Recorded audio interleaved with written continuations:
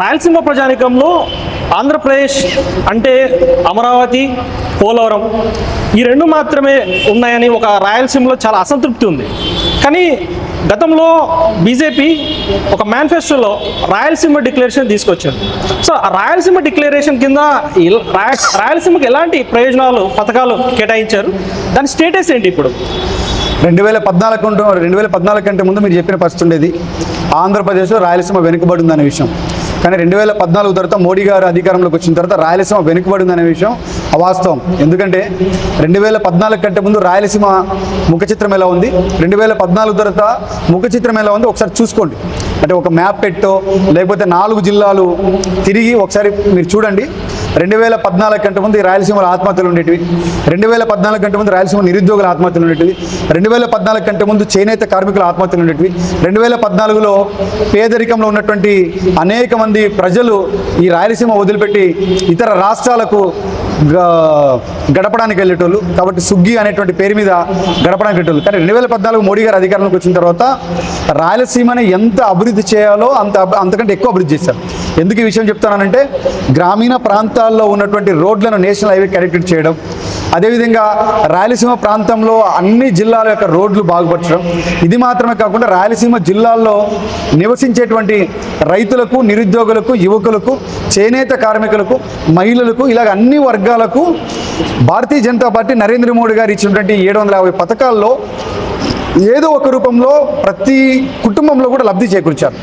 కాబట్టి ఇప్పుడు రాయలసీమ చాలా అభివృద్ధి చెందింది, ఇంకా అభివృద్ధి చెందుతుంది కూడా. ఎందుకంటే 2014లో మోడీ గారు వచ్చిన తర్వాత రాయలసీమకి ఏమి ఇచ్చారు అంటే, ప్రతి జిల్లాలో ఒక సెంట్రల్ యూనివర్సిటీ ఇచ్చారు, కర్నూలులో 888 ఇచ్చారు, కర్నూలు కేంద్రంగా రైల్వే స్టేషన్కి నిధులు ఇచ్చి రైల్వే స్టేషన్ యొక్క రూపురేఖలు మార్చారు.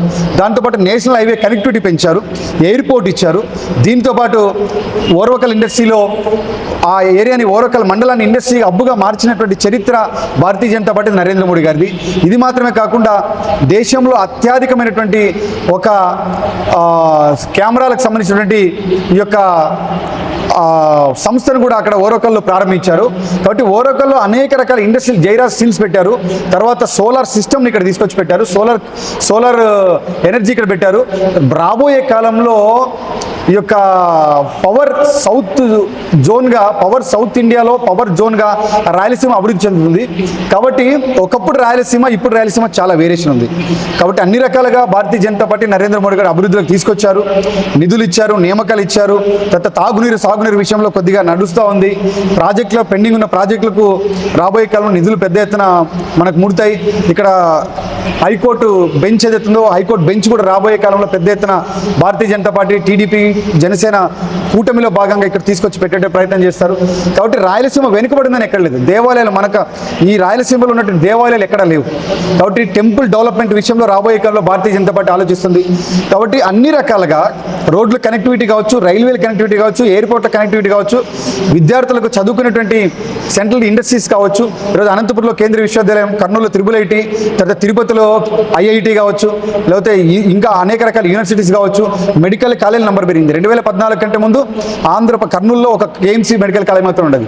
కానీ ఈరోజు కర్నూలులో 3 మెడికల్ కాలేజీలు ఉన్నాయి. నంద్యాల మరి సపరేట్ ఒక మెడికల్ కాలేజ్ ఉంది.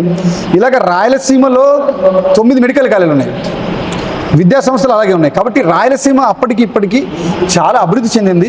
కాకపోతే ప్రజల్ని ఇంకొంచెం అభివృద్ధి వైపు నడిపించేటువంటి దిశగా భారతీయ జనతా పార్టీ ఆలోచన చేస్తాను.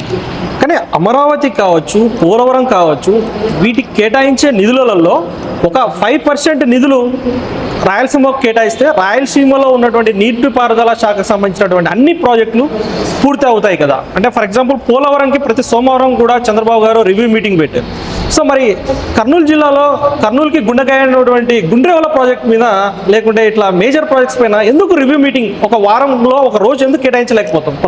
రాయలసీమలో పెండింగ్ ప్రాజెక్టులు వేదవతి, గుండ్రేవల, అంద్రి నివా ఇటువంటి ప్రాజెక్టులన్నిటికి కూడా గతంలో భారతీయ జనతా పార్టీ మేము స్టిక్ అని అయినాం. రాబోయే కాలంలో ఖచ్చితంగా ఇక్కడ ఉన్నటువంటి కూటమిలో భాగస్వామ్యంలో మేము కూడా ఉన్నాం. చంద్రబాబు నాయుడు గారు కూడా దాని మీద దృష్టి సారించారు. కాబట్టి 100% ఈ ప్రాజెక్టులకు నిధులు తీసుకొచ్చేటువంటి బాధ్యత కూడా బీజేపీ తీసుకుంటుంది, భారతీయ జనతా పార్టీ తీసుకుంటుంది. ఖచ్చితంగా రాయలసీమ ప్రాజెక్టులపైన మాకు చిత్తశుద్ధి ఉంది. ఎందుకంటే ఒకప్పుడు రాయలసీమలో భారతీయ జనతా పార్టీ సంబంధించిన ఎమ్మెల్సీలు ఉన్నారు, ఓట్ బ్యాంక్ ఉంది. కాబట్టి రాబోయే కాలంలో ఏ విధంగా అయితే ఈ డెవలప్మెంట్స్ అన్ని ఇందాక నేను చెప్పానో దాంతోపాటు పెండింగ్ ప్రాజెక్టుల మీద కూడా ఖచ్చితంగా మేము మాట్లాడతాం. దాంతోపాటు ఇక్కడ నుంచి కర్నూలు నుంచి విజయవాడకు ఖచ్చితంగా రైల్వే ఒక లైన్ని మేము దాన్ని తీసుకొచ్చే విధంగా ప్రతిపాదించాం, మేము మాట్లాడుతున్నాం, చెప్పాం మా పెద్దవాళ్ళకి కూడా. ఎందుకంటే కర్నూలులో ఉన్నటువంటి ప్రజానికానికి విజయవాడకి వెళ్ళాలంటే చాలా ఇబ్బందులు ఉన్నాయి, చాలా కష్టాలు ఉన్నాయి, చాలా నష్టాలు ఉన్నాయి. కాబట్టి రైల్వే యొక్క కనెక్టివిటీ కూడా కర్నూలు టు విజయవాడని కొత్త రైల్వే లైన్ ఏర్పాటు చేయమని కూడా మేము డిమాండ్ చేస్తాం. ఇది భారతీయ జనతా పార్టీ మాత్రమే సాధిస్తుందని నేను చెప్పుకుంటున్నాను. భవిష్యత్తులో ఖచ్చితంగా రాయలసీమ ప్రాజెక్టుల పైన ఎవరికైనా చిత్తశుద్ధి ఉందంటే అది మాకు మాత్రమే ఉంది. ఖచ్చితంగా వాటికి నిధులు ఇవ్వాలంటే మేమే ఇవ్వాలి, ఖచ్చితంగా ఆ నిధులు ఇస్తాం కూడా.